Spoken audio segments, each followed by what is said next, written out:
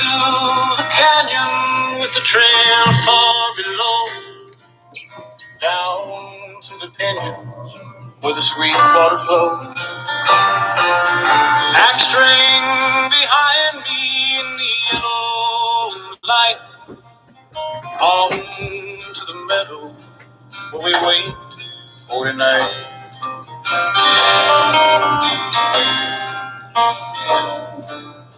Mountains in shadow, silver with age, moonlight on aspen, granite and sage. Horses graze lonesome where the outlet pours down. I roll out blankets and I sleep on the ground. Hey, hey, ooh, hey, hey, ooh, dee, dee, dee, hey, dee. Ride, ride, ride on through time. Pour off the cities, their whistling wine. Green like these streets, green like this song, green like this lifetime as I ride along. Hey, hey, hey,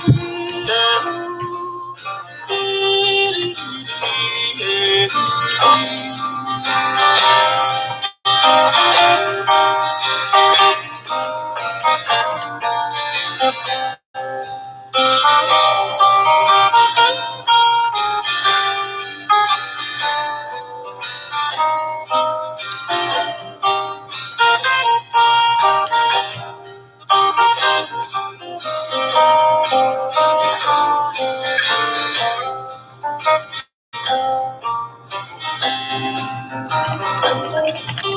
Gray mist of dawning, see from the black.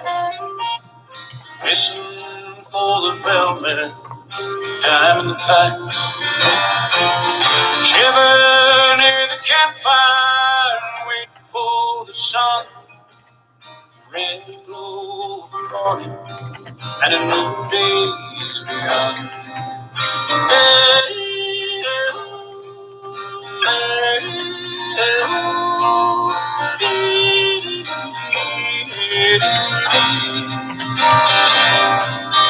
ride, ride, ride on through time.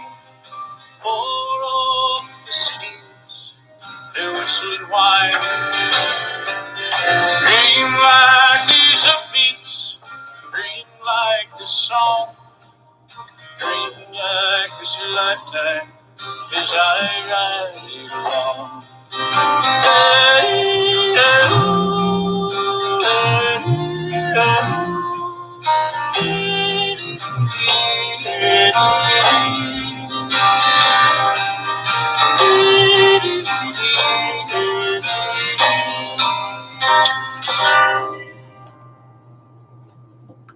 I always like starting off some good stuff, and that's Dave Stamey. That one, it's called McGee Creek.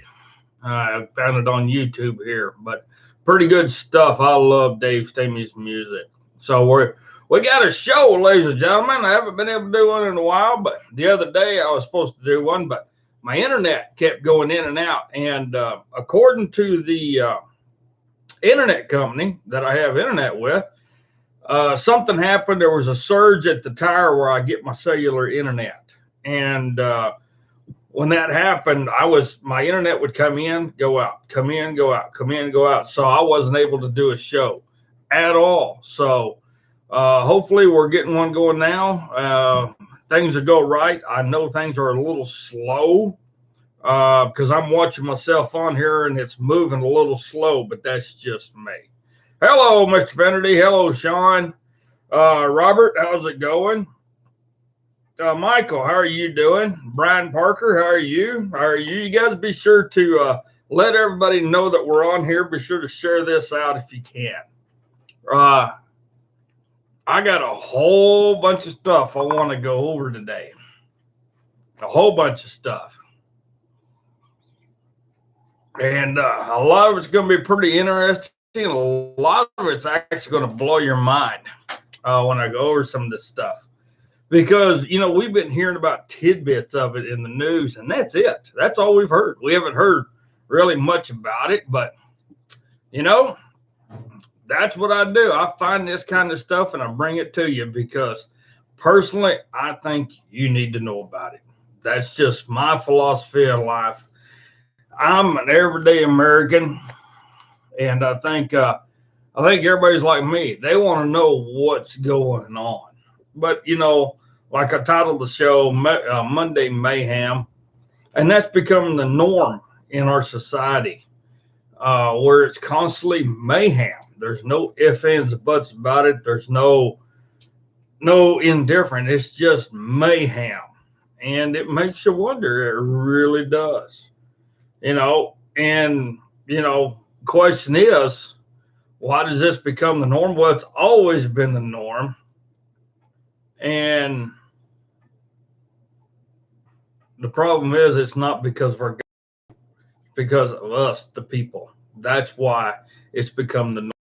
And only us, the people, is the ones can change it. So we're gonna get ready, get going here. Try to get some more people in here if we can. But we're gonna start this thing off right and say the pledge.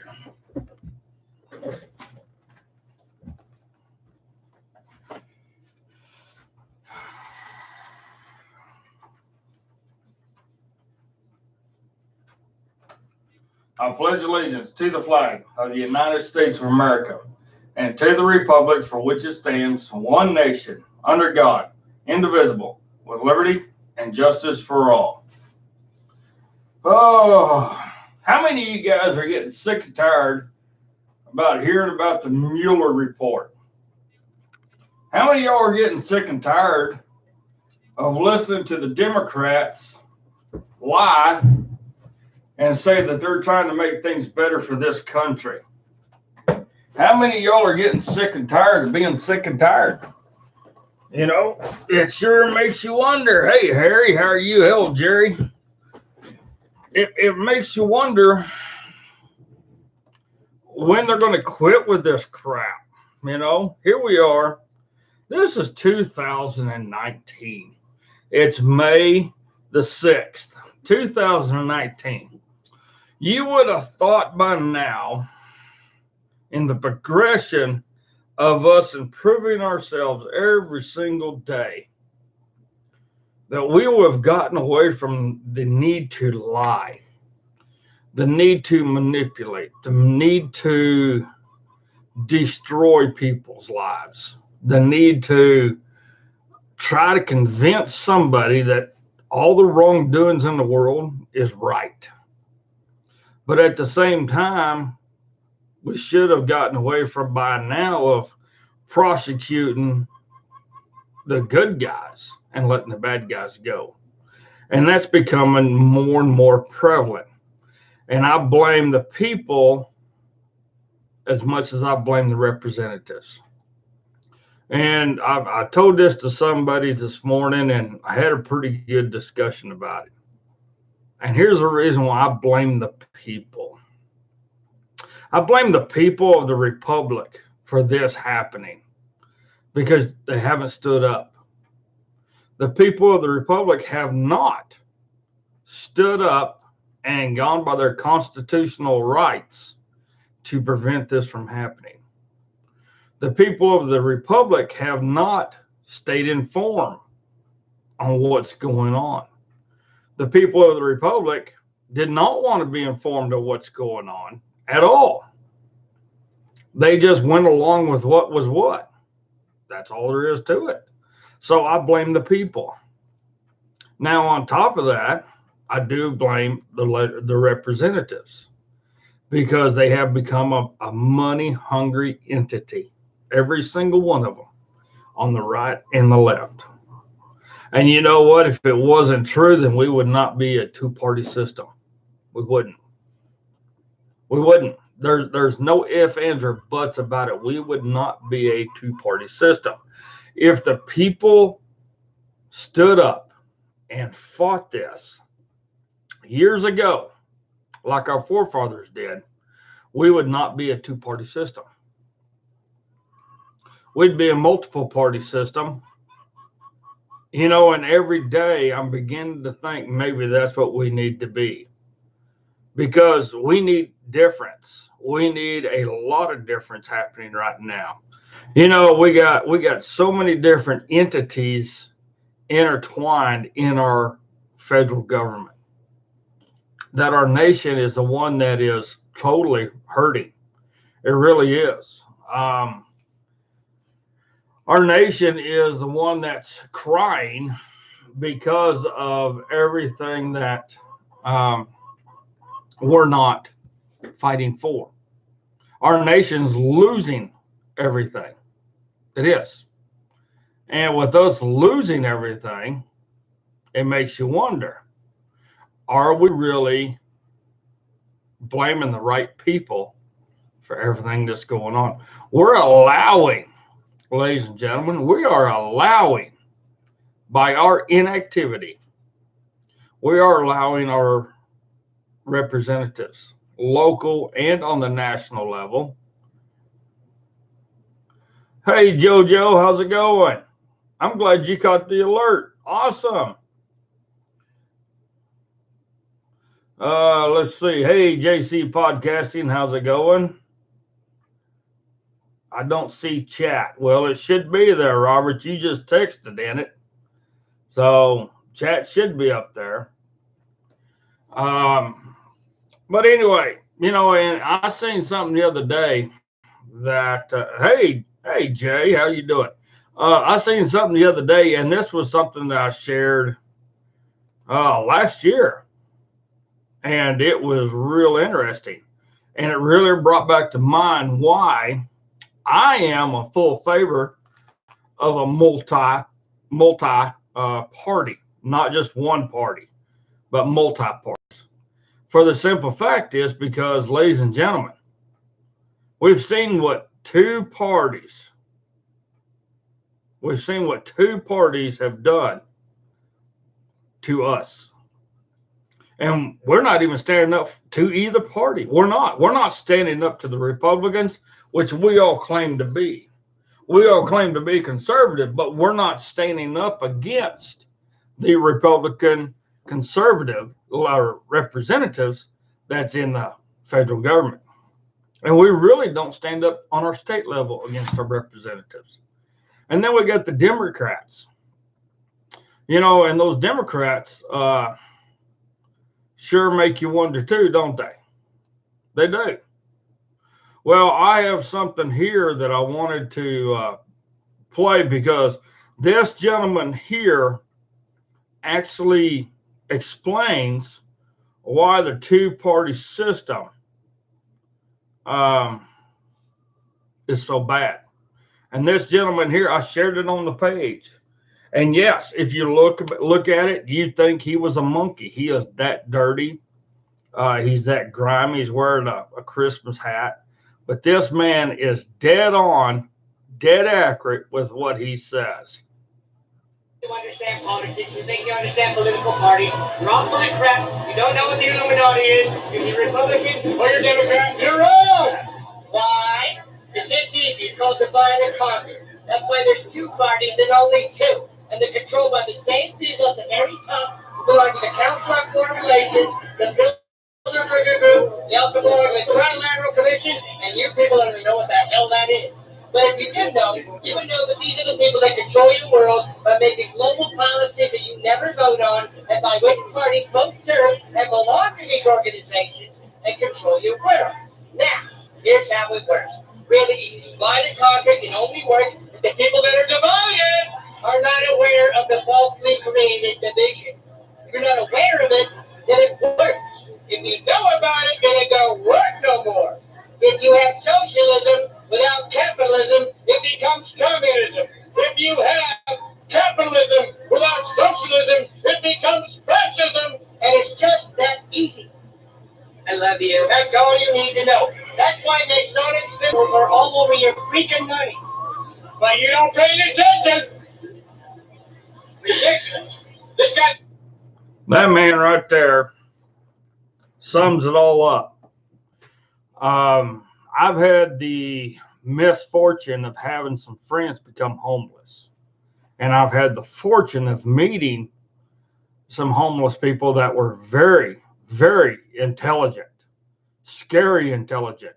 When I lived up in Great Falls, Montana, I actually met a homeless man up there, and everybody in town knew him. He was known throughout the entire town. The man was a mathematician. Back in the day, he had 5 master's degrees in different types of quantum physics, quantum math, all this kind of stuff. He was one of the lead engineers to build the super collider. The man is that damn smart. But also, he is very intelligent on what the government is doing.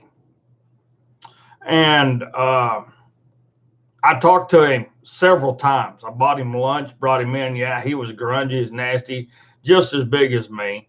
Grungy, nasty, beard, hair, everything, pulling 3 grocery carts full of stuff.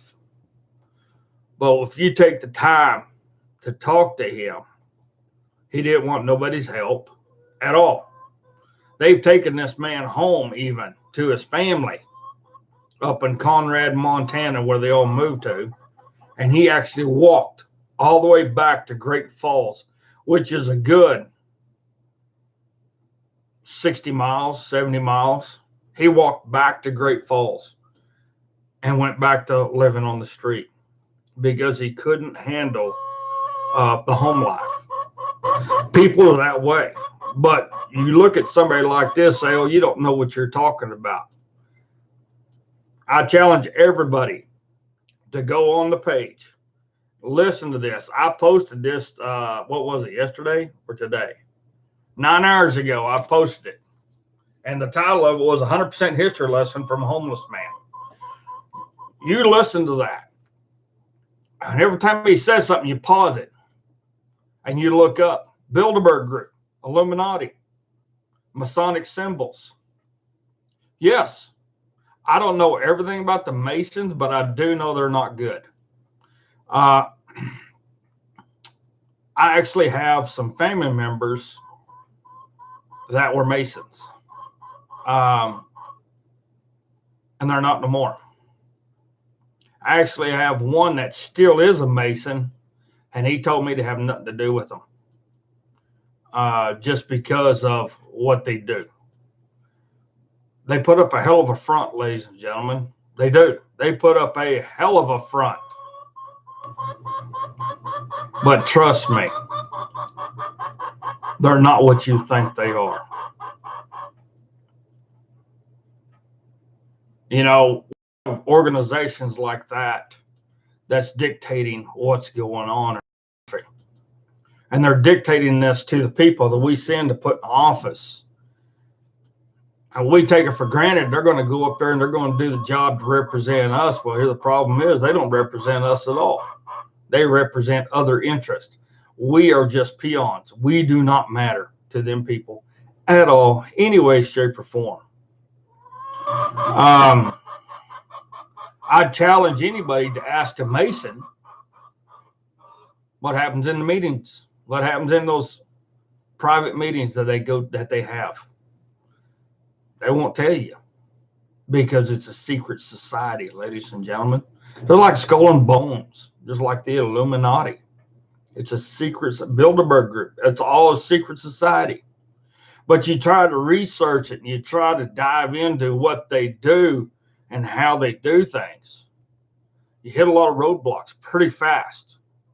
Yeah, they give you the fluff because they want everybody to see the fluff. They want everybody to see, oh, being a Mason is a great thing. Oh, yeah, it gives you such upstanding, outlook on the community, and it makes you such a good person, and it makes you such this, and the other, and it's all bullshit. It is. It's all bullshit. I know. I got family that were Masons. And when they tell me don't have a damn thing to do with them, that's pretty scary. They're in. And It's not something for everybody. Now, here's the biggest thing, ladies and gentlemen. I challenge everybody to go look at this. Watch this video. Write things down that he says. And yes, he talks about a two-party system. And that two-party system, in all honesty, ladies and gentlemen, is one party. That's it. It's one party. And ever since President Trump has been in office, it's very evident to see. Now, I know I'm going to lose a lot of viewers by some of this stuff I'm saying today, especially about the Masons. I don't care. It's about the time Brutal Truth came out. I don't care who's a Mason. It don't bother me. If you want to become part of a secret society, go for it. That's your doing. But I will tell you this. The Democrats and the Republicans belong to one party only. And that's called the Corporation of the United States of America. United States of America Incorporated. That's what they're the party of. There is no party of the Republic that they represent at all in any way, shape, or form. Even though they do not know what our Constitution is, and they constantly tell us that they're there to support the Constitution, pass laws about the Constitution, you know, that's good for the Constitution, good for the people, they're constantly lying. They really are. They're constantly lying. No ifs, ands, buts about it. So, you know, I challenge people to go watch this. You look up some of the stuff that he says, and you research it, and you'd be amazed. I learned stuff like this years ago. I've been looking into Bilderberg Group. I remember I did a show talking about Bilderberg Group just had a secret meeting. I think it was 2 years ago. People were telling me, oh, BS, there is no such thing. And all of a sudden, it actually came out. It came out on almost every social media site there was, and there was actually pictures being released of this secret meeting and where they were having it at. Now, all of a sudden, I got people telling me, how did you know this? It's called research. It's called looking stuff up, doing my due diligence. I just don't want to talk out my butt. You know, I changed the setting on my YouTube. Whenever I go live, I have and hit the advanced features. I can go to news and politics or people and blog. And I changed it from news and politics to people and blog. And I did that for a reason. Because I think this kind of stuff needs to get out to more people and on more blogs than it does the news and politics. Because the news and politics, ladies and gentlemen, they don't care about us at all. They couldn't give a rat's diddly damn about us. They don't. You know, I look at things and I try to figure out what's what, and it's all mayhem right now. It is. It's all mayhem, and you have to agree with that. It is mayhem. Everything that's happening right now in our country makes you wonder what's going on. Everything in our country is like coming out of left field or right field, and we're kind of like, what the hell is happening? When did this come about? How did this come about? Which way did this come about? You know, and what's the reason for this? And we're left just looking at things kind of like, what in the hell is going on? Well, I can tell you what's going on. We're being screwed. Left, right, up, down, sideways, you name it. The people of the Republic are being screwed over. The Republic of the United States is being thrown to the dogs. It's our choice if we want to run with the pups or stay with the big dogs on the porch. I prefer to stay on the porch with the big dogs because that's how we're going to fight for what's ours. Are y'all? You know, so it makes me wonder. It makes me wonder. One of the things that we need to look at too is why has this become such a normal thing? Why has mayhem become so normal in everyday life, especially in the swamp? Why is mayhem taking precedence over everything? I don't know. But I pulled some stuff up here I want to go over with you good folks. I really do. For one, because I think it's important. I really do. I think it's important. I think it's important for all of us to understand what's going on. And we're being left out. We really are. We're being left out big time.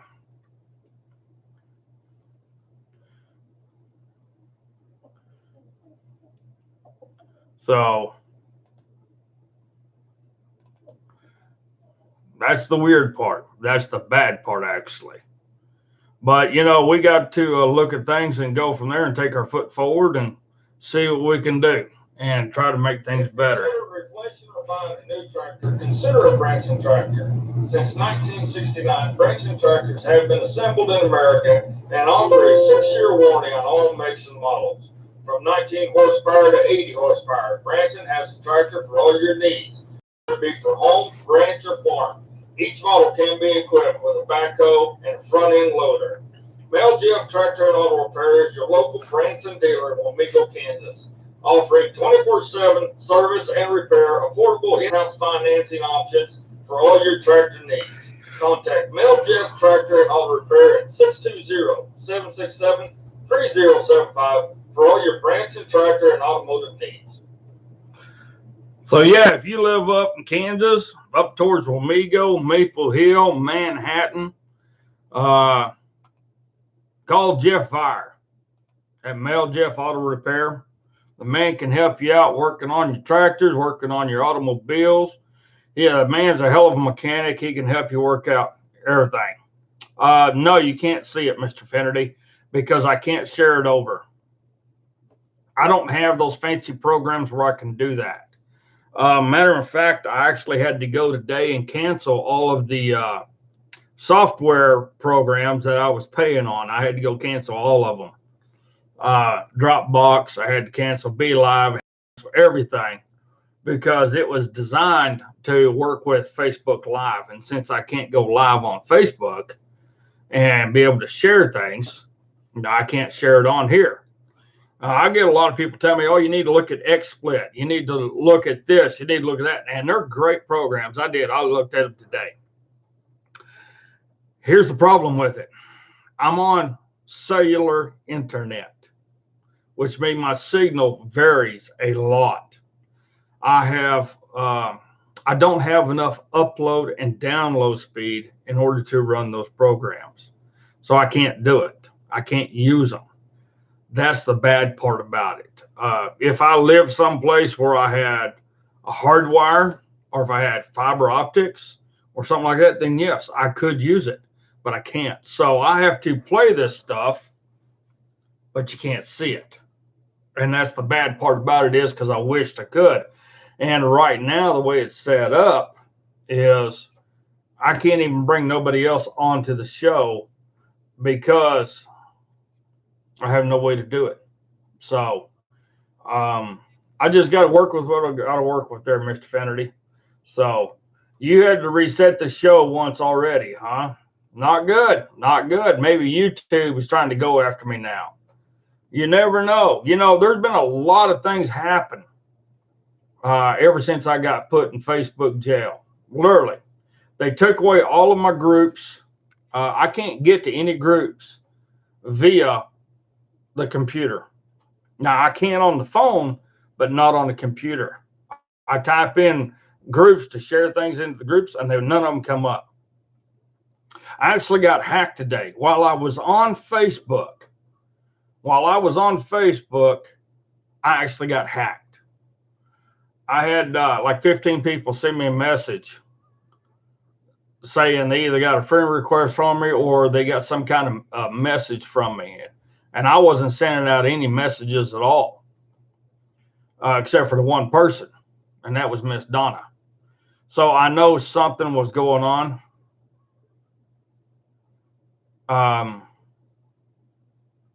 But they hacked me.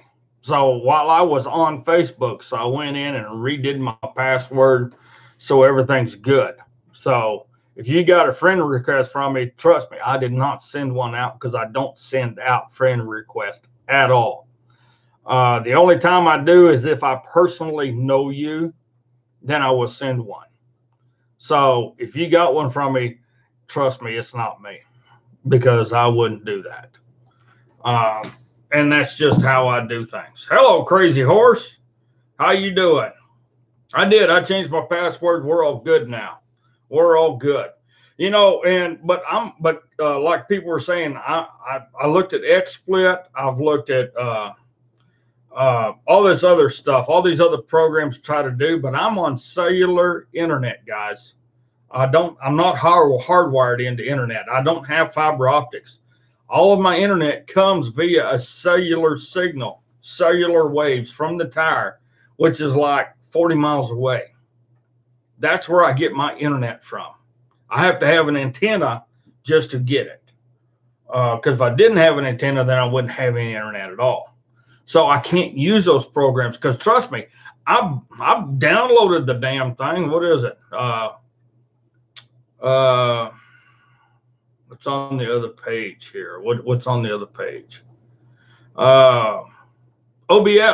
I downloaded OBS, but I can't use it because I don't have enough download or upload speed to run it. So if it's a program like that, that's where I'm screwed. And the only way I can actually bring somebody on to this show that I'm doing right now is if they were sitting right here. That's it. That's the only way I could do it. That or by phone call. That's it. You know, I downloaded Skype, and I can't even put Skype on here. For the simple fact is, I don't know how to put Skype into here because I'm not running OBS or XSplit or anything like that. So I just cannot do it. Yeah, it is, Jerry Cox. It is a pain in the derriere, but that's okay. That's okay. All right, I got some more stuff I want to visit with you guys about. One of the things we need to think about: what is journalism today to you guys? I mean, what is true journalism? Is it that they're following a station's party line, saying what the station wants them to say? Is it somebody who just wants to get up there and spout something and make everybody believe it? Like, oh, what's her name there on Coffee with Joe? I forget her damn name, but she said that their job, this is from MSNBC, if I remember right, she said, our job is to tell the people what they need to know. That's what she said. So, I mean, you got to look at that. Or is journalism somebody who writes about something and does not have a side at all? They're neutral and they keep things honest. Is that true journalism to y'all? It is to me. I don't know. What do you guys think? You tell me. You know, Crazy Horse says, gathering facts and delivering the news without bias or propaganda. That is absolutely correct. That is what it is. That is exactly what it is. But here's the thing.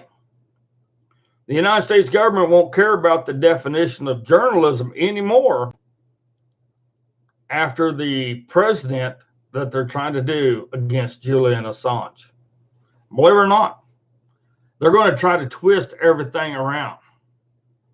You know, and it's weird. It's important to, well, matter of fact, where'd this come from? This is from Humans Are Free. And it says, since the last published article about the idiotic Assange isn't a journalist smear, this talking point has become more and more commonplace in online discourse. Now, there's an oxymoron. People online are talking about what journalism is and who is a journalist and who isn't a journalist. So they're going to say that shitbird that works for CNBC or MS Rachel Maddow or Hardball with Chris Matthews, that's real journalism. Tom Sawyer, all them Tom Brokaw, all them guys, that's real journalism.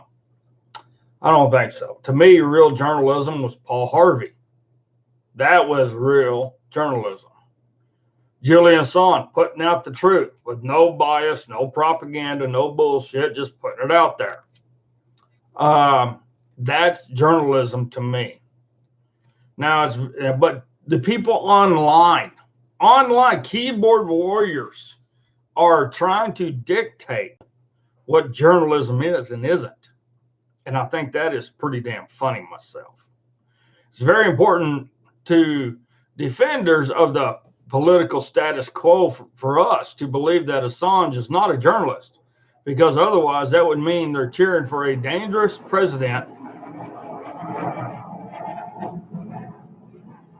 which would now allow for the prosecution of journalists who expose the truth about the U.S. government malfeasance. And that would mean cognitive dissonance, which all defenders of the political status quo spend more of their day-to-day mental energy running away from. So in the past few days, editorials like this one from Free Press editor Peter Gresti has popped up all over the place with their own definition of what journalism is in order to argue why the label can't apply to Julian Assange. All of these definitions ultimately boil down to that because Assange doesn't publish leaks in a way that they feel journalism ought to be practiced. It isn't journalism, and therefore sets no legal precedents for journalists around the world. As though the United States government is going to be consulting their feelings about what specifically constitutes journalism the next time they decide to imprison a journalist for doing what Assange did. It doesn't work that way. Sugar tits. Assange is being prosecuted by the Trump administration for standard journalistic practices. He stands no chance of receiving a fair trial, and it is likely that he will be hit with far more serious charges for his activities once he's on the U.S. soil. The next time the United States government under Trump or someone else sees another journalist anywhere in the world doing something similar to what he did, there will be nothing stopping them from saying we need to lock that person up for doing the same sort of thing as Assange did. It's just so amazingly arrogant how people imagine that the way their feelings will factor into this in any way. Like the U.S. Attorney General might show up on the doorstep one day with a clipboard saying, yes, hello, we want to imprison the journalist based on the precedent we set with the prosecution of Assange, but before doing so, we wanted to find out your feelings on whether or not he's a real journalist. Now, there's something in there that I read that is very important. It is just so amazingly arrogant how people imagine the way their feelings feel. Their feelings will factor into anything. Journalism has nothing to do with feelings. Nothing. Journalism is just that, reporting on a story. That's not emotions. It's not feelings. None of that is involved in it at all. There's no, this is my deal, this is your deal. No, journalism is like JoJo Welch says, you report, I report, you decide. That's it. That's it in a nutshell. But there's no bias. There's no propaganda. There's no emotion. There's no feelings. But that's what the government's trying to do now. The government, because the Democrats have been on this kick now for 4 years. Everything has to deal with feelings or emotions. Everything in life has to deal with feelings or emotions. Or it doesn't. There's no ifs, ands, buts about it. I mean, pure damn fact, it does not have a damn thing to do with emotions or feelings. Journalism is journalism. Good, bad, or indifferent. There's good journalists, there's bad journalists, There's journalists that does plagiarism every single damn day. They wouldn't know how to go out and carry a damn story if you put it right in front of their face. It's because they don't know how to do it. Good journalism is gone. You know, you won't get to define how the U.S. government will interpret what constitutes journalism in the future. Only the U.S. government will. Censorship, ladies and gentlemen, censorship.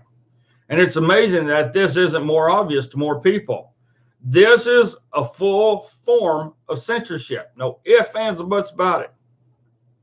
Now, we had another famous leaker right now who's in Russia.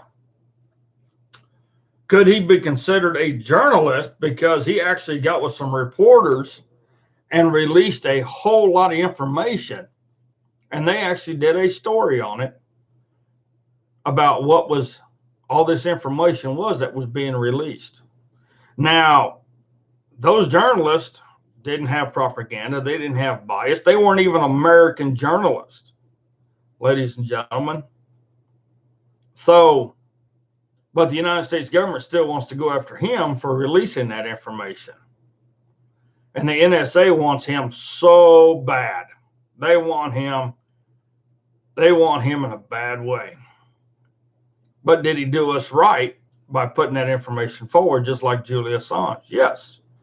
Is our government guilty of censorship? Yes. And that's why it is so freaking hilarious right now that we're getting censored every single day, not only by the government, but by YouTube, by Facebook, by Twitter, by all these other entities. And there is a federal law. There is a federal law. I did see it and I read it one time. I have to look it back up. It's in those stacks of deals right there. That the United States government is the only entity within our government that has the right to censor any printed material for reading or audio for hearing. So with that being said, the government's going to censor us. But yet we got people out there like Snowden. We got people out there like Julian Assange. We got people out there that's trying to get this information out via reporters, and they're going to be censored. Kind of amazing, isn't it? Kind of amazing, I think. You know, the best thing Edward Snowden did was tell us exactly what the NSA was doing to us. You know, and you look at the time frame that this happened. It couldn't have been more prevalent at all. The National Security Agency spying on residents of this great country. Now, who was they spying on? Oh, they say they were just spying on terrorists. But how in the hell do they know who's the terrorist? Oh, we have to listen to all the phone calls and read all the emails and read all the text messages and everything like they're doing today. They see everything that you look at on Google, Bing, Alta Vista, Firefox. It don't matter what you get on, whatever search engine you use. The government knows exactly what you're looking at. They know exactly what you look up. They know how many times a day you look at it, how many times a week, a month. They know who your contacts are in your phone. Why do you think during the Bush administration, I had a cell phone? And during the Bush administration after 9/11, my cell phone was kind of having some problems. I took it to AT&T to have them fix it because I had it through Cell One and AT&T bought out Cell One, Cellular One. Well, when I did, they said, yeah, we'd be glad to look at that for you. I handed it to them. I said, how long will this take? No shit. The manager was standing right there. The manager turned and looked at me and said, sorry, Mr. Logan, we can't give you back this phone. I said, what? Why not? That's my phone. I bought it. We can't give it back to you because according to federal law under the Homeland Security Act, we have to confiscate all of these bag phones because we cannot put a 911 GPS chip in it. So via the Homeland Security Act, we have to confiscate all of these phones. I said, that's bullshit. I paid that. Bought and paid for that damn thing. Cost me $800. That's my phone. I even went and got an attorney. I couldn't get the phone back because of the Homeland Security Act. Ain't that some shit? It cost me $2,500 altogether, and I could not get that phone back. That's our government. Our government is censoring what we say. Now, here's the thing. This article goes on more and more, but I'm going to stop right there because it's brought up a lot of important aspects, just what I've read so far, ladies and gentlemen. One of the things that we got to look at is this. Our government does not want us to hear the truth at all in any way, shape, or form. What truth are we hearing out of our representatives right now? What truth are we hearing from anybody in Washington right now? None. We're not. I mean, my God, there's people up there in Washington, D.C. that don't even know the Constitution. They don't have a size clue what it says. All they say is we, the people, don't have no power. They can do whatever the hell they want to do. And they've passed laws to make that applicable. They've passed laws and legislation to where we have no say on what's what. Now, I learned something very important today. I really did. Because I got some bills I'm going to read to you guys. I'm going to tell you some guys what these bills are about. But also, I got to looking at some things. And on the United States Senate active legislation page, I scrolled down all the way to the bottom, and there's a key on the bottom, and it says public laws are in red. Many bills exist, but this bill is currently receiving legislative attention. That is a public law. Bills in italics received attention in the last week and may receive floor action this week. Bold bills include numbers indicate advanced legislative actions. Bills that did not pass have been will have a V on them for veto.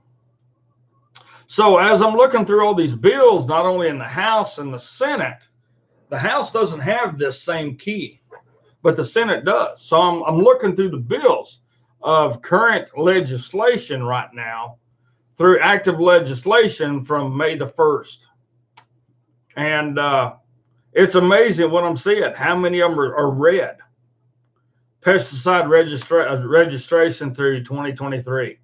Public land contains reauthorization of the Land and Water Conservation Fund. Let's see here. What else?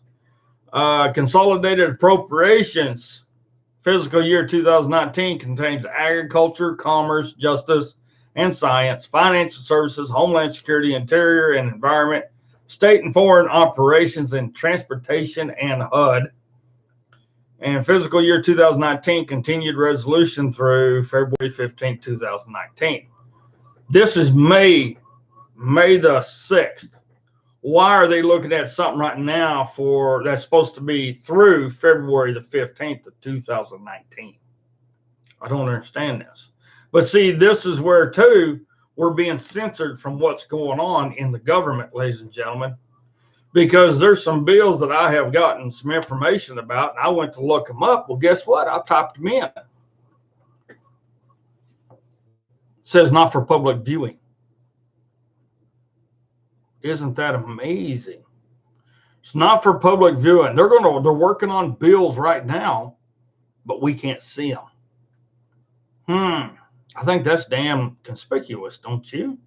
So we're being censored not only by Facebook, YouTube, Twitter, and all these other social media buttheads, but we're also being censored by our own government.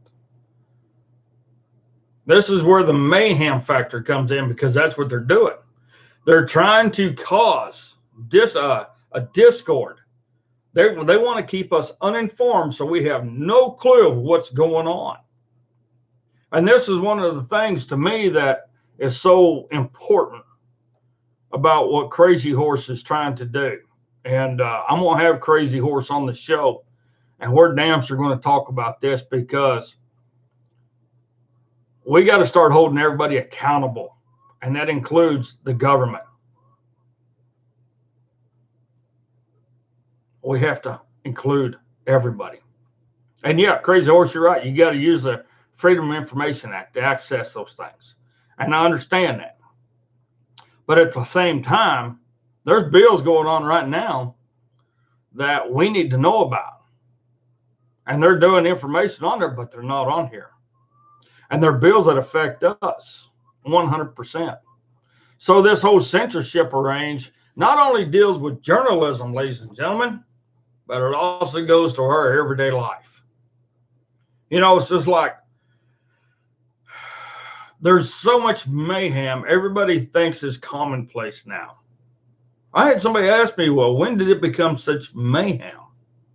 Long before I was born, long before the early 60s, there was so much mayhem in the House and the Senate that people never paid attention.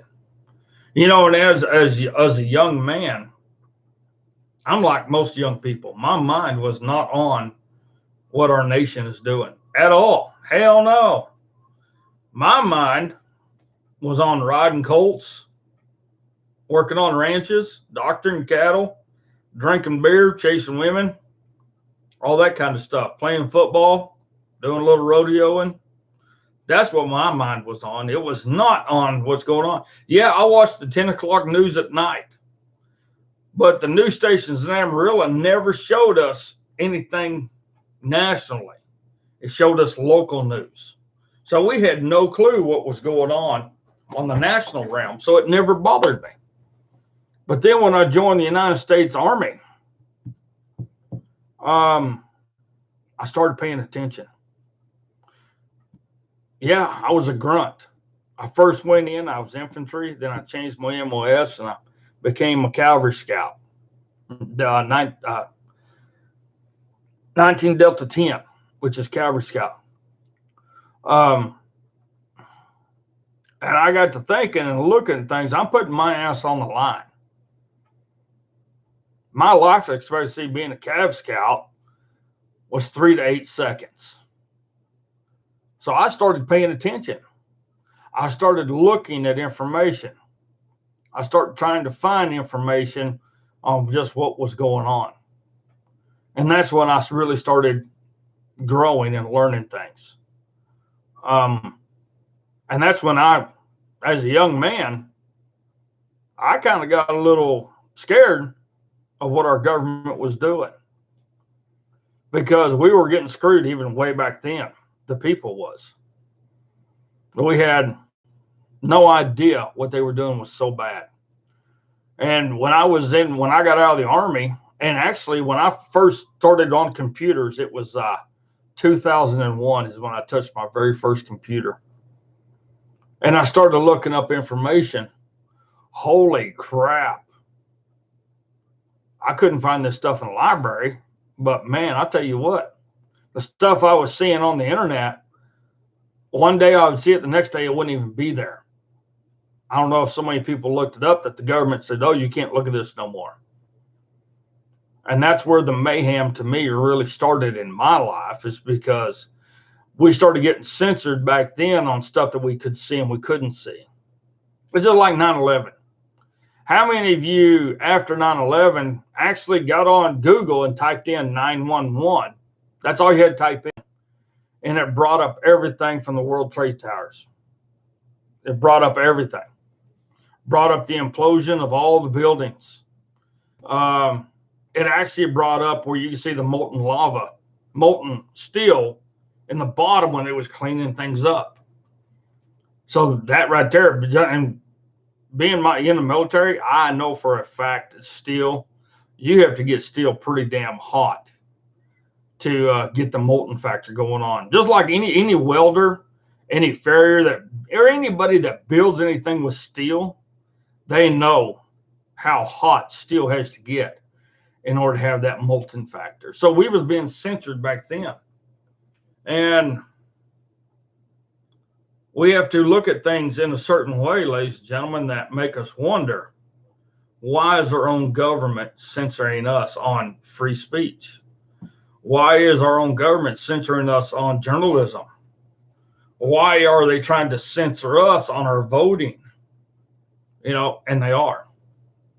It's like right now, the United States government, along with all the news agencies, are trying to convince us that Joe the Groper Biden, the #1 pedophile in America, the #1 sex deviant in America, is points ahead of President Trump. We know that's a damn lie. That's right, Crazy Horse. It doesn't. It doesn't. We tried it in the military. I can put a piece of steel in the forge out there and have that forge set up pretty damn high, and I can't melt it. I cannot melt it. I can melt aluminum, but I can't melt steel. That's in my shoeing forge. And I got a regulator on there. I can turn that regulator all the way up, and I cannot melt steel in that forge. So, yeah. But here's the biggest thing. Our government right now is trying to convince us that Biden, the groper, the pedophile, the sexual deviant, is ahead of President Trump. They're trying to use discord, disinformation, and everything to try to get us to believe that he's going to be the next president of the United States. Then you got yahoos like Rosie the Beast O'Donnell.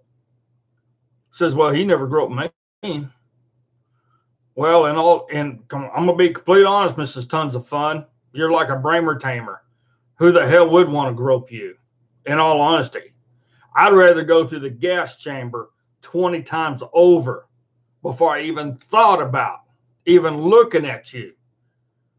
I mean, you talking about magging on the goat wagon. Oh, my good God. Oh,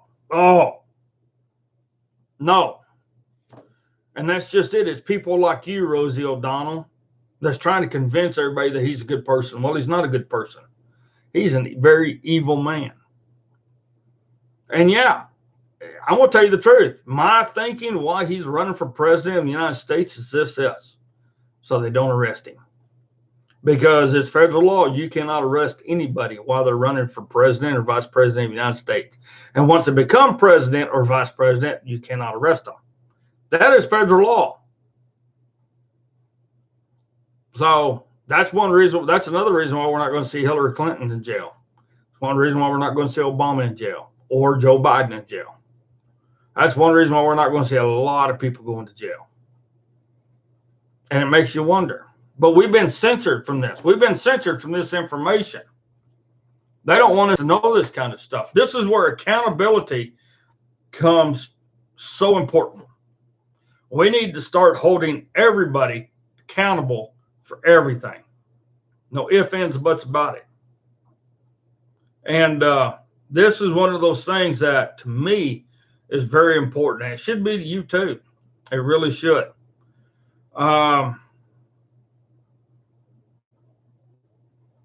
So it makes you wonder. It really makes you wonder.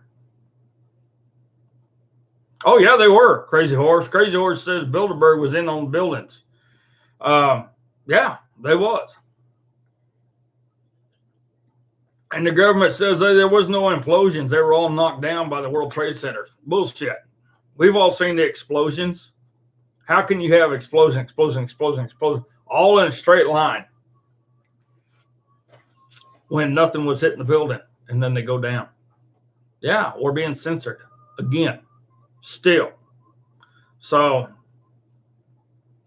Jay, we might be seeing a lot of people go to jail, but we will not. We're not going to see Hillary go to prison.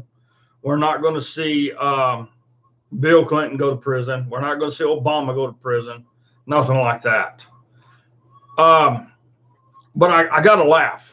I got to change a little course here because there's something that I shared that I really, really loved.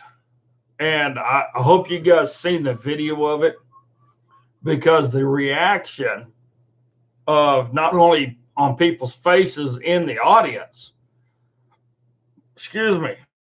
but the reaction of Barack Obama and Hillary Clinton when this was being said was priceless. It really was. And it made me kind of chuckle, because this individual saying this is probably, to me, I loved his music. I think he's a hell of a musician. This guy, Harry Belafonte, a great musician, well-known man in our history. Plus, he also was well-known to Martin Luther King. And the thing about it is for what he said, to me, speaks volumes in many ways. And the look on everybody's face, I know you guys can't see it. I put it on the page. I hope you go look at it. This was actually something that was done via CNN or one of those guys. But it's Harry Belafonte completely destroying the Democratic Party in front of Barack and Hillary. And you guys got to watch this thing. I must confess that that dream that I had that day has a minute once turned into a nightmare. Oh, yeah. The last thing Dr. King said to me before he was murdered, Martin said, you know, I sit here deeply concerned that I suspect we're leading our nation on an integration trip that has us integrating into a burning house. Most of the politicians I know of make promises only to walk into the places of power and then deny us. I guess part of the reason I'm here is to really look through the ravages of the Democratic Party and see if anything is really worth salvaging.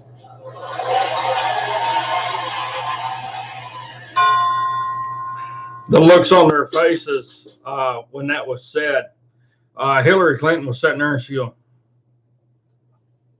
and Barack Obama, you know, he was like this, and all of a sudden he just, and people in the audience were, I can't believe you said that. But you look at Harry Belafonte, here's a man that, believe it or not, has always said what needs to be said. Hey, Leslie, how's it going? Hey, Debbie. But, you know, the funny part about it is it's so true. It's so true. We have been so integrated with everything from the Democratic Party because they are the leading party. They have always been the leading party, ladies and gentlemen. We can sit here and say, no, but it's the truth. Yeah, we might have held the Senate at one time. We might have held the House at one time. But does things get done without the Democrats? No. Democrats are the final factor on everything. And you look at what they've done to us because of their greed, because of their disdain for America the way it is. It should make you really wonder, ladies and gentlemen. It really should. It should make you wonder. So, I got to take care of a little information here real quick. Oh, I don't need that one up. I need this one. And then we're going to get going on this again and go from there. So just as soon as we get this up and going, then we'll be right back and go from there. If I can get it to play. Computer's acting really slow today. If considered replacing or buying a new tractor, consider a Branson tractor. Since 1969, Branson tractors have been assembled in America and offer a warranty on all makes and models, from 19 horsepower to 80 horsepower. Farm. Each model can be equipped with a backhoe and a front-end loader. MLGF Tractor and Auto Repair is your local Branson dealer in Wamego, Kansas, offering 24/7 service and repair, affordable in-house financing options for all your contact MLGF Tractor and Auto Repair at 620-767-3075 for all your Branson tractor and automotive needs.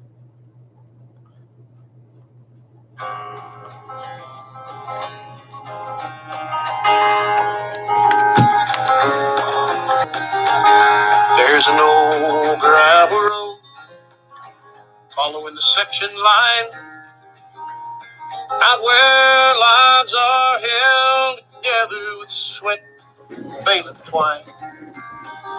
Where you gather your road on a tractor over over 30 years old. There's a mortgage and kids to be fed out on 12 Mile Road. Just a stretch of country. Wind comes blowing through. The homesteaders start away. And nobody out here for you. You know one day it's gonna turn around. Lord, it turns so slow. It ain't rained since April out on 12 Mile Road. Out on 12 Mile Road, Lord, it turns so slow. Hanging on to a ragged dream out on 12 Mile Road.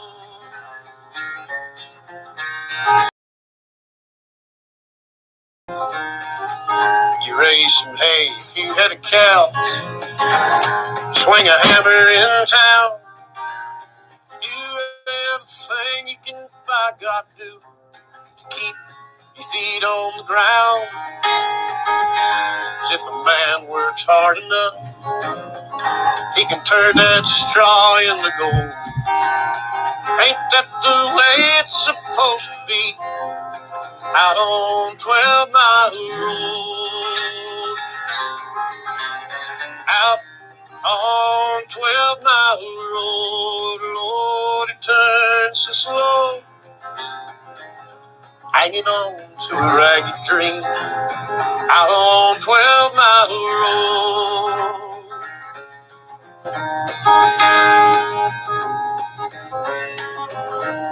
You hope for the day when the air's clean, the fences all run true, all of your worries vanish like smoke, all the hard times are through.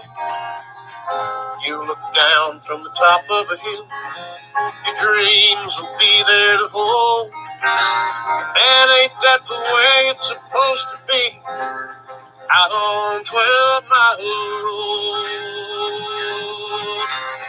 Out on 12 Mile Road, Lord, it turns so slow.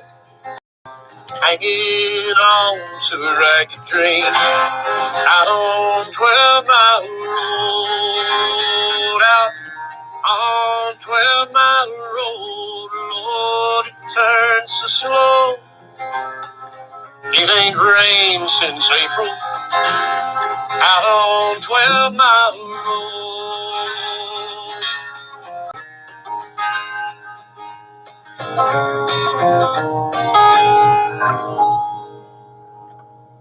Well, as you imagine, the name of that song was 12 Mile Road by Dave Stamey. And I just love Dave Stamey. All right. Well, Crazy Horse is stepping down as CEO of his businesses. Now it's time to relax, Crazy Horse. Yeah. I don't think there's any relaxing when you retire from anything. I retired from shoeing 5 times. And I still got people calling me to trim horses or shoe horses, but I don't. I've gotten too fat, too out of shape to do it. But yeah, no, the retiring thing, yeah, that just don't work. That don't work at all. You ought to, Crazy Horse. You ought to. My God, that would be actually a pretty damn good thing if you did. I believe it or not. I'd support you 100%, Crazy Horse, 100%. No ifs, ands, and buts about it. I surely would. And go from there. Okay. So, wow, I just lost a buttload of viewers. Wow. Went from 14 down to 8. Huh? They must not like my choice of music. All right. So, like I said, I check the bills every once in a while in the Senate and the House. Well, I came upon the House today. And there's 2 different things I look at. One is the bills that's presented to the president for him to sign off on. And I'm looking at these bills, and I'm just going to go through and tell you what I see. There is a buttload of bills that are there, and they tell you whether they become law or he vetoed them. And all of these laws right now that went to him, they've all became laws, every damn one of them. And some of them make you scratch your head and wonder, what the hell? Colorado River Drought Contingency Plan, Target Practice and Marksmanship Training Support Act. That one there's to the president right now. Now, here's the funny thing, ladies and gentlemen. The HR 1212. This is from the House. They have sent it passed the House and it passed the Senate, and it's gone to the president. And it's Target Practice and Marksmanship Training Support Act. Well, people want to know what 1222 is. Okay, well, let's see what 1222 is. This bill allows a state to use federal funds to cover a higher percentage of the cost for the construction and expansion of public target ranges. Specifically, a state may use specified federal grant funds to pay up to 90% of the cost, rather than 75% under current law. Additionally, amounts provided for these purposes shall remain available for 5 physical years rather than 2 under the current law. So, okay. So we got to use federal to expand or keep everything up for public target practice. Now, I like the idea in Montana, up there north of Helena, Montana, as you're going up through the mountains over the pass, what we call the Missoula Pass. There's a firing range up there. It's on private land. The man has set it up, and he don't take nothing. But the sheriff's department, the police department from Helena go up there, and that's where they do all their target practicing all the time. Well, he charges them, and he does charge everybody to go in there and use the facility. It's on private land, and he uses that funds to develop it and to keep it going. So why in the hell do you got to have federal funds? I don't understand this. For public target ranges, I don't understand this. But it's another way to spend money, right? Yeah, the way to spend money. Okay, so here's some more bills that have gone up to the president, and they've either become law or they're still sitting on the president's desk. National FFA Organizations Federal Charter Amendments Act. That one has become law. I'm interested in that one because if anybody has been around FFA, which is Future Farmers of America, it means a lot. Now, this bill revises the charter of the National FFA Organization, Future Farmers of America. Such revisions include 1, making it a purpose of the organization to be an integral component of agriculture education. 2, removing the Secretary of Education as the chair of the National FFA Board of Directors. Okay. Well, yeah, the Director of Education don't need to be in there at all. But the Secretary of Education, no, Betty DeVos has nothing to do with that. So, yeah, okay. All right. So we've seen what that one was. All right. So now let's see what some more are. TANF Extensions Act of 2019. Medicare Extenders, Chemical Facility Anti-Terrorism Standards Program Extension Act, Consolidated Appropriations Act of 2019. And you want to know the funny part about this is too? I'm not lying. 99.99% of these bills that have been sent to the president right now are by Democrats.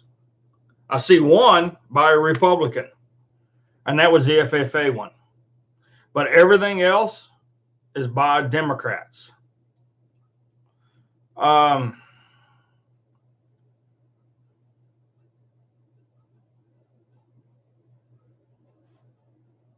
Here's the one, House Joint Resolution 46, relating to the national emergency declared by the president on February the 15th, 2019. The chair announced that the bill and accompanying veto message were referred to the Committee on Transportation and Infrastructure. The chair directed the clerk to notify the Senate of the action of the House. It failed to pass over veto. So, yeah. There's a bunch of them. Holy crap. And like I say, here's one from another Republican. A bill to amend Title 38 United States Code to clarify the grade or pay of podiatrists of the Department of Veterans Affairs. Okay. Here's another one from a Republican. Pesticide registration improvement extension of 2018. Okay.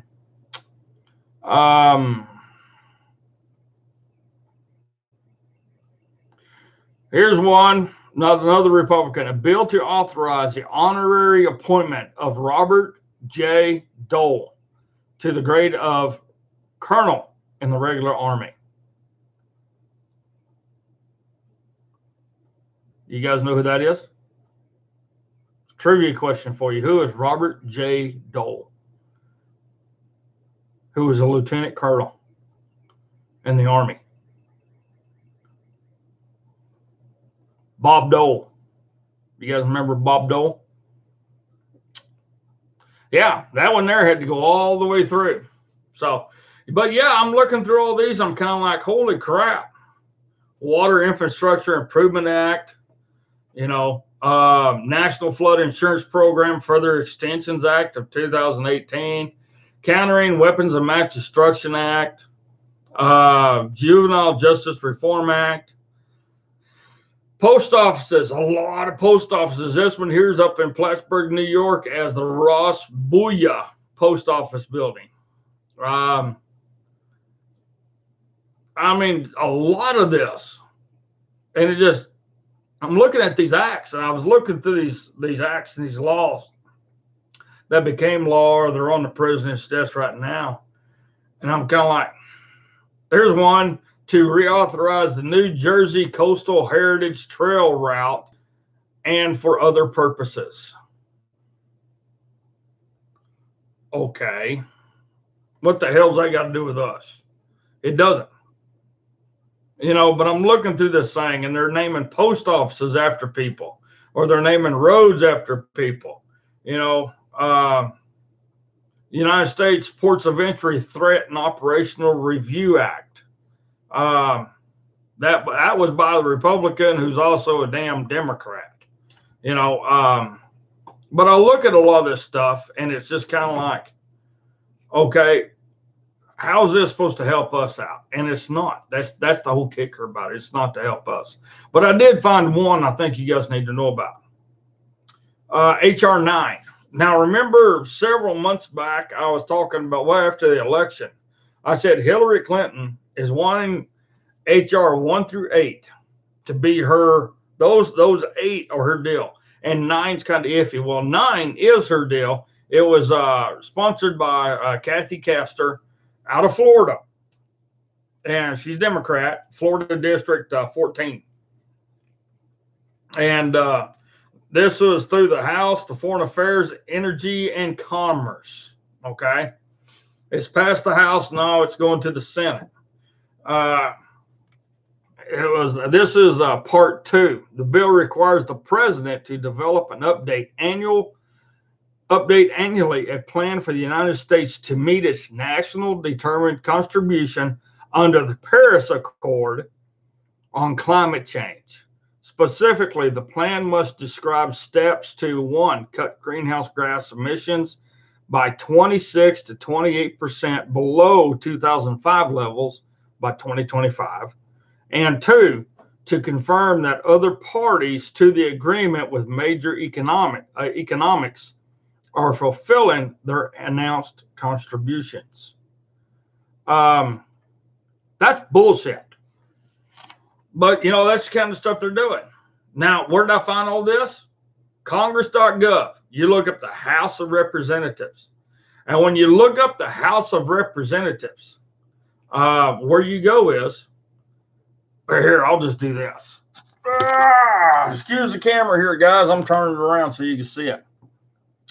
See if it's going to zoom. There it is. Now, you see over here, this is where you can look up things right here. Committee schedules, floor proceedings, recent votes, bills and reports. Bills presented to the president, bills this week, bills quick search.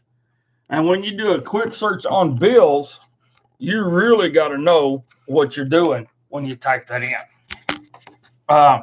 This is where I look things up. And this is where you can look things up. This is where anybody and everybody can go to look things up. And see, like right now, I just pulled up floor proceedings. Now, this is going to blow your mind. Okay? They actually started today at 2:30 p.m. To start a new legislative day. At 2:30 p.m., the Speaker designated Honorable Anthony G. Brown to act as Speaker pro tempore for today.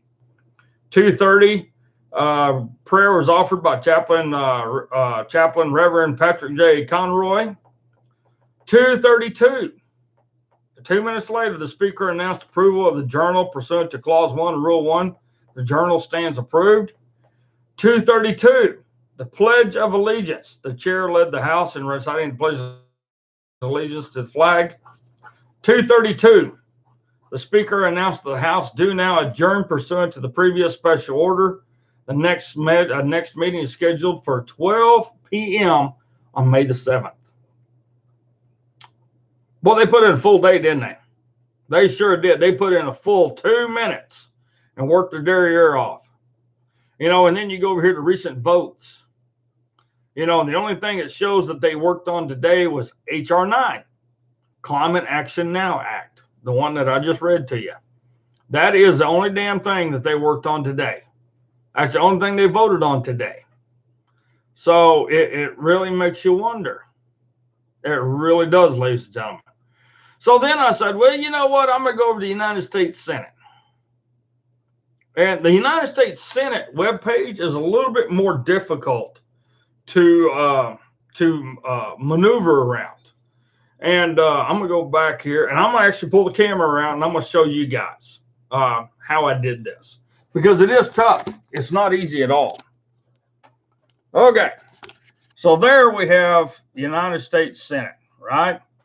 And you got the senators, committees, legislation records. And I thought, okay, that right there is where I can go. I can find everything. No. So you got to go down through all this. I come up on floor activity. I thought, okay, well, that's the activity on the floor. So I clicked it. No. And then it gets down to legislative business. And that's where you can pull up this stuff. Yes, that is where you can pull this stuff. Senator Warren brought up she wants to amend Title 36 United States Code to require the POW-MIA flag be displayed on all days that the flag of the United States is displayed on certain federal property.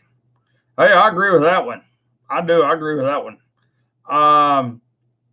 Sanders, joint resolution to direct removal of the United States Armed Forces from the Republic of Yemen that has not yet been authorized by Congress. It failed to pass in Senate over by veto by votes of yay and nay, 53 to 45. Record vote number is 94. So we can keep going down, right? And then there's that. But at the same time, nope, I just messed up. Yeah, no, I came all the way down here. And you can come right here, Senate roll call votes. And this is where you can look at how they voted on everything on this Senate roll call votes. Public disclosure, virtual reference desk. You can look through all of this stuff.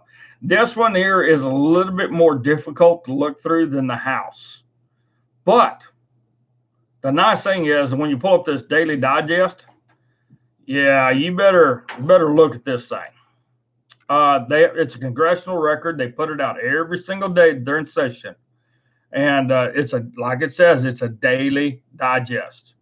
No ifs, ands, buts about it. Tells you everything they do. All these House resolutions that they worked on. This one here is HR 1386 to amend the Patient Protection and Affordable Care Act. They're still working on this one. They're still trying to get everything they can to get this one going. The Affordable Care Act, which is Obamacare, ladies and gentlemen. So, they don't tell us that they're still working on it, but they are. So, we got things we need to look at when it comes to this. But you can go there. That is the Senate page, United States Senate. It's senate.gov. You see it right there, senate.gov. And anybody can go on there and you can look up all kinds of information. So this is where I get a lot of information from as far as my bills that I'm looking at. And the reason why I do that is you guys need to know about this stuff. You guys need to get know this stuff. So, as a rancher, if I can figure this out, y'all can too.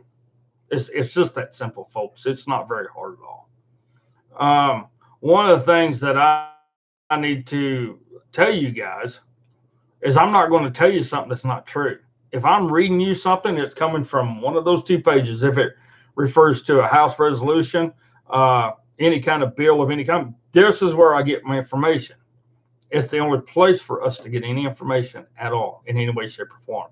And I encourage you guys to look at it. Look at it. You will be surprised. Now, I was visiting with Gary the other day. There is several bills that we want to look at, but they're not out there for the public. So we have to do the Freedom of Information Act to get the information on them.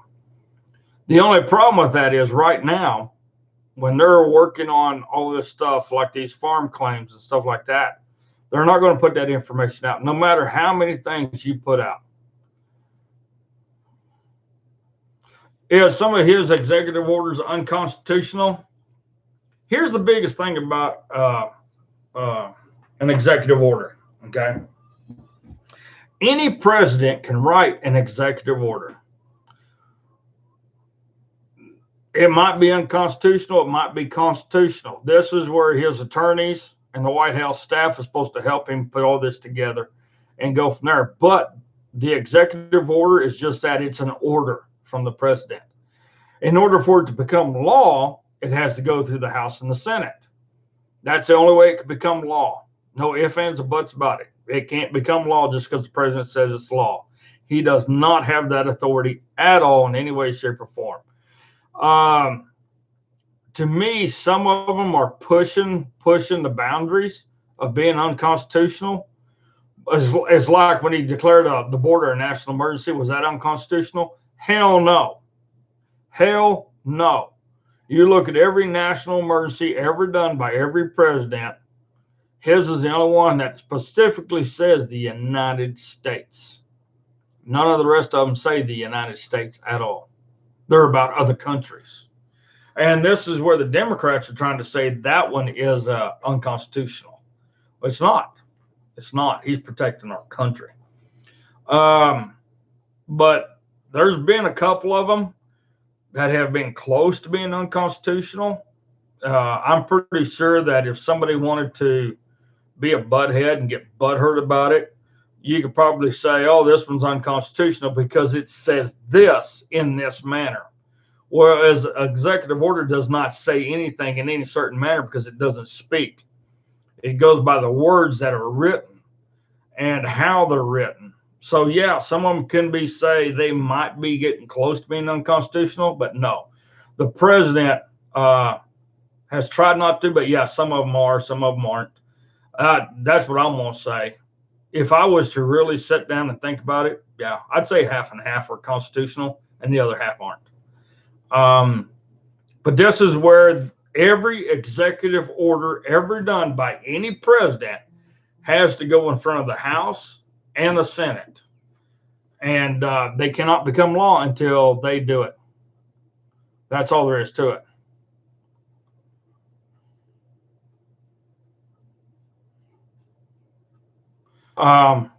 But so that's how that works. So you got to look at that aspect of it. President can write any damn thing he wants. Just because it's an order is one thing. Becoming law is another. And this is where it's above my pay grade, but I'm trying to educate myself so I'll know what's what as we go along. That's a great question. Jojo, that was a damn good question. And yeah, I agree with Crazy Horse. Yeah, some of them are unconstitutional. Yeah. How many of Obama's were unconstitutional? 99% of them. 99% of them were unconstitutional. Remember what he said? You pissed me off. I got a pen. I can write in because everything Obama did was based on feelings and emotions. It was not based on facts. So, but that's just my opinion. All right, guys, that's where I get a lot of my information when it comes to the bills and what's going on. And this is where we all need to start paying attention on what's being passed, what's not being passed, what's being discussed. Because this right here, I look at cows' asses all the time, and I look at my horses' asses all the time. I also look at my mare's butt all the time to see if she's getting ready to foal. Nice shirt. I had somebody send me a message that said, nice shirt. Well, thank you. It's just a work shirt. But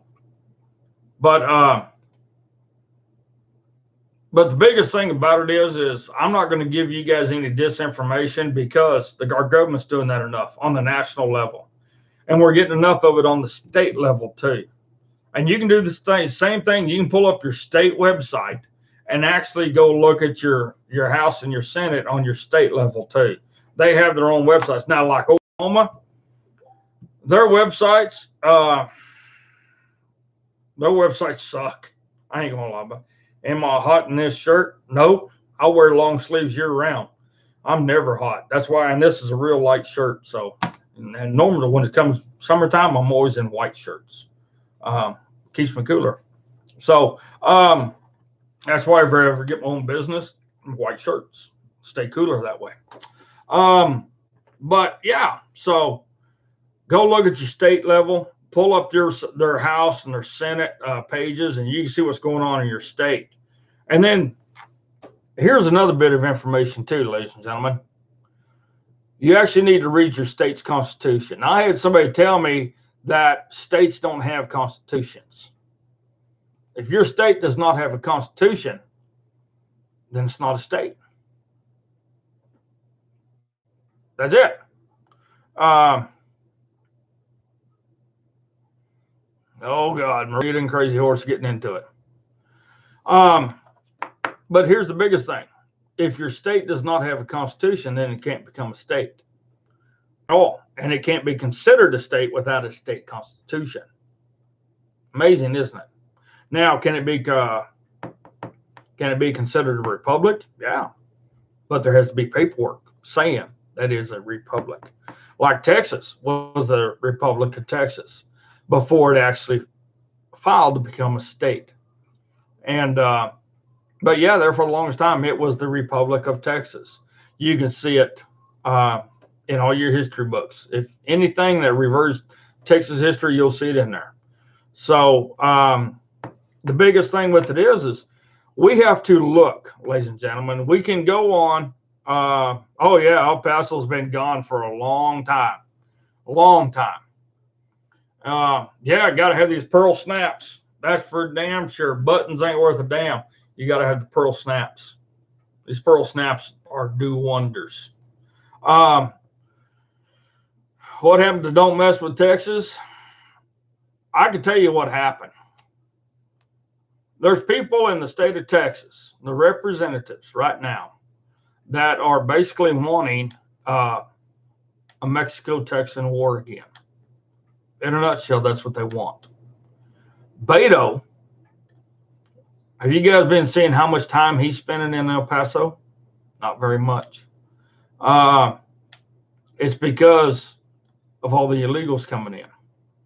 Now he's wanting them there. Well, go put them up in his little hacienda. I don't have a problem with that. But yeah, that's the problem. These ill-gotten gains people are wanting another war between Texas and Mexico. Now here's something else to give you a little education. Texas has always been one of these states, and it was written into their state constitution. They can secede from the Union anytime they want. They can. And Texas is such a big place. It has anything and everything. Oil fields, gas, oil, gas, cattle, horses, farming. Hell, it's got its own Navy. It's got its own Army, in all honesty. Texas can become its own sovereign country if it wanted to. I'm pretty sure Greg Abbott's thought about it a couple of times because, you know, I like the way he's done things. But at the same time, we got buttheads out there like Beto or Robert O'Rourke. The Irish wannabe Mexican. And that's what he is. He's an Irish wannabe Mexican who was a hippie, who was arrested, who has dreams about running over small kids and killing them with his car. It's people like that that are the problem with Texas. Growing up in Amarillo like I did, the last time I went to Amarillo, I actually got scared. And I don't get scared very easy, but I got scared. Because Amarillo has tripled in size since I've left it. When I graduated high school and left, that town has tripled in size. And you used to be able to designate what part of Amarillo you was in, driving down Amarillo Boulevard. You'd be in the Oriental part of town. You can be in the Mexican part of town. You can be in the black part of town. You can be in the mixed part of town. And then you get your areas like where Caprock's at, Tascosa, Caprock High School, Tascosa High School, Amarillo High, River Road, Palo Duro. The town wasn't set up to segregate itself. But people just did that. They moved into the neighborhoods where they had other people like them. So, but Amarillo has got so damn huge. It's unreal. I mean, it is unreal. Traffic 24/7, noise every time you turn around. But people like Beto is what's wrong. Crooks everywhere. Sheila Jackson Lee. That's what's wrong. People like her. That's what's wrong with Texas. And that's what's wrong with each and every one of our states. So we have to do what we can to fix it. But I tell you what I'm going to do. Right here, I will do what I can to get Crazy Horse. If Crazy Horse decides to go around and become a traveling scholar, I will set up a deal here in Woodward, Oklahoma, so Crazy Horse can do his thing here. So if you guys want to come to Oklahoma and listen to Crazy Horse, let us know. And but I will set something up for him to come to Woodward, Oklahoma, and speak about the Constitution, constitutional law, and everything that needs to be done. So, how's that sound to you guys? You guys want to come listen to Crazy Horse? You guys need to set something up. If he decides to do this, become a traveling scholar, a road scholar, then by God, let's help him out. Let's set something up for him to be able to do something. How's that sound to you guys? You guys like that idea? I do. You guys tell me. Crazy Horse, we're trying to help you out. Trying to help you with your retirement. All right, guys. I just want to say one thing. The last thing I want to cover here tonight. I've been watching a lot of things going on. I've been seeing a lot of things going on. And I've been saving a lot of stuff. And it's full of mayhem.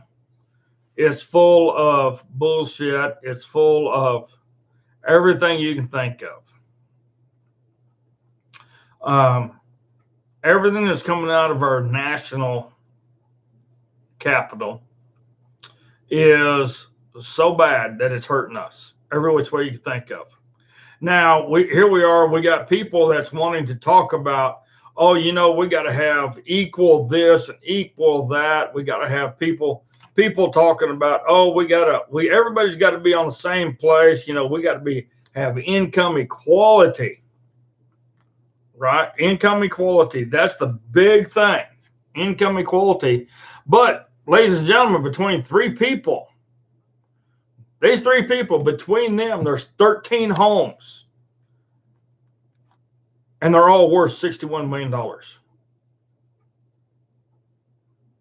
That's Bernie Sanders, Elizabeth Warren, and of course, Flint, Michigan's favorite, Michael Moore. So 13 homes between the three of them, and they're worth $61 million. And they are discussing income equality.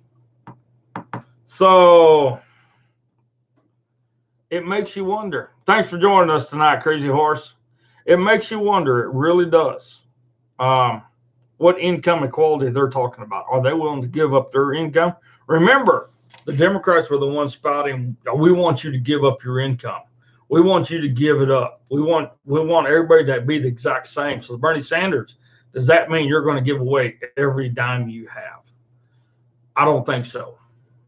I do not think so. You're not going to do that because you're just a butthead. So I have a lot of this stuff I saved is ag stuff, which I'm going to be covering. Now, Ted Cruz, he introduced a term limit bill that would allow just 2 terms for senators. I agree with this. I really do. Will it pass?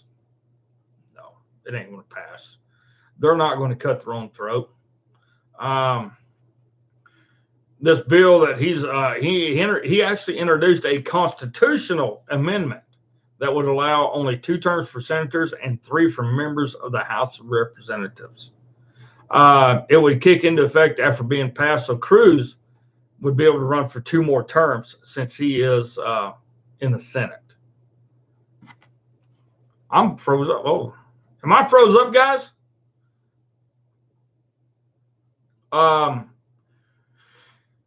Congressional terms are unlimited, though there are limits on individual committees. So, what you guys think of that? I think it's a damn good idea. I believe it's something that needs to be done. Should have been done a long time ago. Now, he is doing it the right way. He is doing it via congressional terms, and I agree with that 100%. So, with that being said, do I support Ted Cruz on this? I've never really supported Ted Cruz at all, but this is one time I will support what he's doing. Now, AG Barr and this hearing is a farce. We all know this. I'm not going to get into it. I'm just going to give you my opinion on it. It's a dog and pony show. That's all it is. They're trying to get the Attorney General of the United States to violate the oath that he took being sworn in. They're trying to get the Attorney General, the top law dog in the country, to break laws. They're trying to get him to perjure himself. Hence, it's a dog and pony show. That's all this is. And what they're really pissed off about is, other than there's no collusion, is they cannot get him to come back and say, well, yeah, maybe there was some sort of misgiving somewhere. But what it boils down to is this. The president himself had no collusion with Russia. None. The president of the United States had no collusion with Russia on his presidential election. Now, it's a known fact that the Democrats did, but they don't want everybody to know that. So, yeah, it's a dog and pony show. And that's all that needs to be said about that, because it's a huge waste of time. And now they're wanting another special investigator to look into things. This comes from their golden boy, Mueller. You got to remember when Trump took office, they were saying, fire Mueller, fire Mueller, fire Mueller. Now they're saying, oh, Mueller, we need him for the investigation. We need him because he's going to do a great job. And then all of a sudden, a report comes out, we need another special investigator. So, no, it's a done deal. It's over with. And I don't give a shit what Cohen does. He can eat his damn fried chicken right there in front of everybody. I think that's just plumb stupid, but hey, when you're hungry and you got to eat, you got to eat. But Nadler, he looks like an old squatty body with no head, in all honesty. When he stands up, he's just a squatty body. And he's got this little pimple head.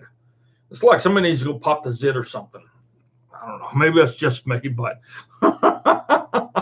but other than that, ladies and gentlemen, there's just ain't a lot out there. There's so many things happening. But here's the funny part. Everything is being quiet right now. Now, why is it staying quiet? Why is everything so quiet? Here's the funny part. The Democrats are actually wanting more people to run for president. Why? It don't make no sense. In all honesty, this is where we need another party. In all honesty, a 2 or 4 party. We need 2 or 3 or 4 parties. We don't need just a Republican or a Democrat. That's my opinion. I'm going to stick to it. I'm not going to change my mind on it. Because look at us. We got libertarians. We got Republicans. We got conservatives. We got Green Party. We have Democrats, liberals, moderates. So moderates and liberals are on 2 different planes. So no, they shouldn't run under the same damn ticket at all. Moderates should run under the moderate ticket. Liberals should run under the liberal ticket. Conservatives run under conservatives. Libertarians run under theirs. Green Party run under theirs. Tea Party run under theirs. Constitutional Party run under theirs. So that's what I'm thinking. That's what I'm thinking. And maybe with that, we can start clearing up Washington, D.C. I don't know. That's just my opinion, though. I'm going to go from there. I'm going to go from there. So I got one more time I got to do this. And then we're going to kind of get things going here and do this again and go from there. Consider replacing or buying a new tractor. Consider a Branson tractor. Since 1969, Branson tractors have been assembled in America and offer a 6-year warranty on all makes and models. From 19 horsepower to 80 horsepower, Branson has a tractor for all your needs, whether it be for home, ranch, or farm. Each model can be equipped with a backhoe and front-end loader. Mel Jeff Tractor and Auto Repair is your local Branson dealer in Wamego, Kansas, offering 24/7 service and repair, affordable in-house financing options for all your tractor needs. Contact Mel Jeff Tractor and Auto Repair at 620-767-3075 for all your Branson tractor and automotive needs. So Mel Jeff Auto Repair, Wamego, Kansas. And you guys know somebody up there in Kansas. Chris, you heard you were going to be on another 2 hours tonight. I'm going to be on another 2 hours tonight. I don't know who you heard that from, Jay. I'd need some help if I was going to be on for another 2 hours, in all honesty. But I am looking at doing something on Wednesday. So maybe that'll help. Maybe that'll help. But yeah, if you know anybody up there in Kansas, Wamego, Maple Hill, Manhattan, Topeka area, anywhere up there, Ellsworth, that might need something done, have them get hold of Mel Jeff Automotive and Tractor. And Jeff would be ready. Jeff would be ready to give him a hand. Go from there. So, all right, folks.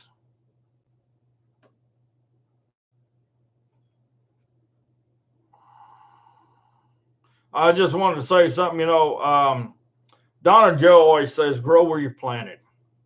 And it has such a big meaning. It really does. Because when you grow where you're planted, the winds of change can come in and they're not going to do nothing. You know, they're not going to blow you over because you're there.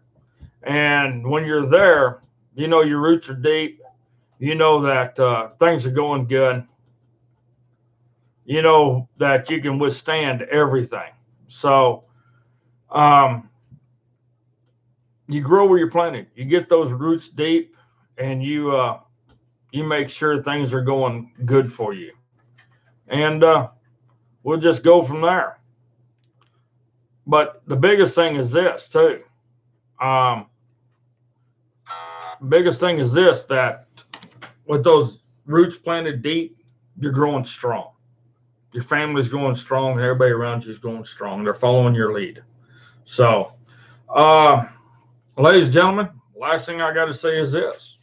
If you sit on a wooden fence too long, you're going to get splinters in your butt. So get your ass off the fence. Pull the splinters out, put your feet down, go forward, take our republic back. And we will. God bless you guys for being here. PayPal is up there. If you guys want to help support the cause, PayPal's there. And we're trying to get started back up and get going after a rough start. Been a little rough here lately. So we're trying to get up and get going again and get things up and going back where they're supposed to be. And with the good Lord's help, y'all's help, we're going to. So I appreciate every one of you being here. I thank you. I can't thank you enough for spending some time with me this afternoon or this evening. And guys, be sure to give Donna Joe a holler every once in a while. She'd love hearing from you guys. And I thank everybody that's won from. Did you guys see that blanket Marita got her? Marita, that was a beautiful blanket. Donna is so in love with it. She goes, this thing is so comfy. It's so fuzzy. It's like fuzzy wuzzy. You know, but it's a beautiful, beautiful blanket. Thank you very much. All right, guys. Well, God bless you. God bless the Republic of the United States. Central, 7 p.m. Eastern, and whatever the time zones are. So you guys be sure to let everybody know that we're here. Have everybody come in, be with us. We love you guys. We will see y'all later. We'll talk to y'all later.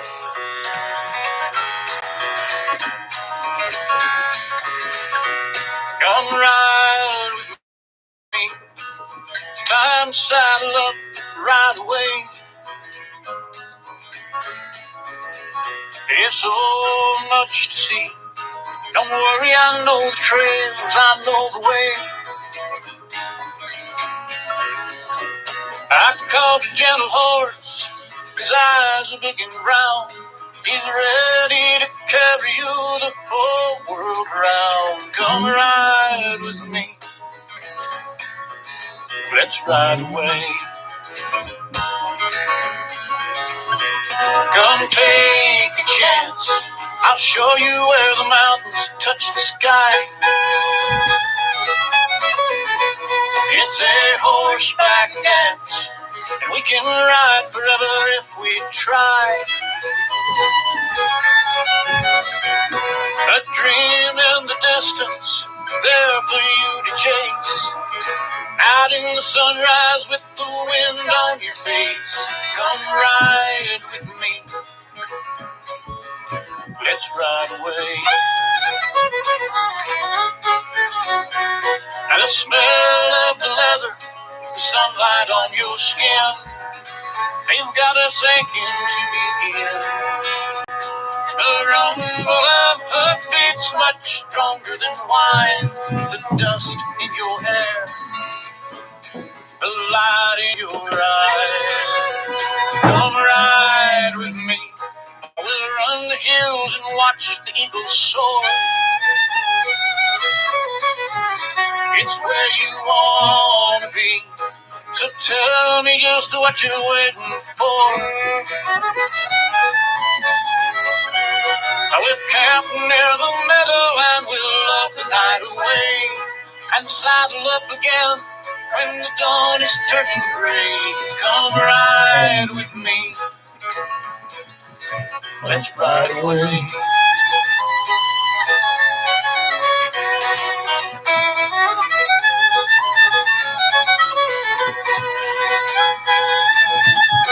Miss Jealous. Hey, Mr. Jealous.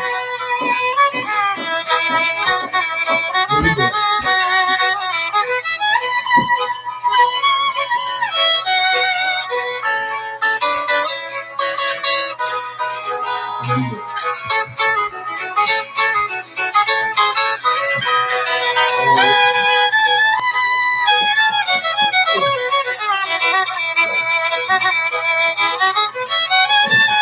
Now the smell of the leather, the sunlight on your skin, they've got us aching to begin.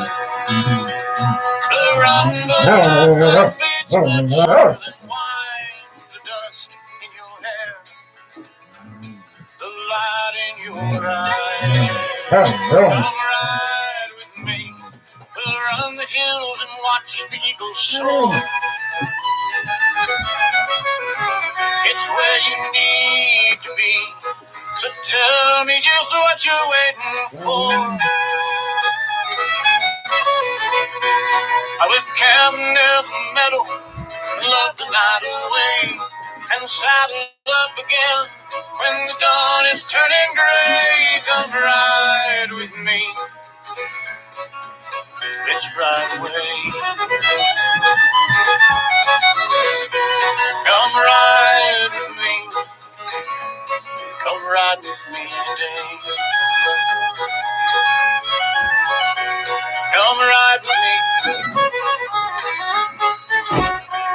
come ride with me, come ride with me. Oh, come ride with me. All right, guys, love you. Thank you very much. We'll see y'all Wednesday. Y'all have a good night.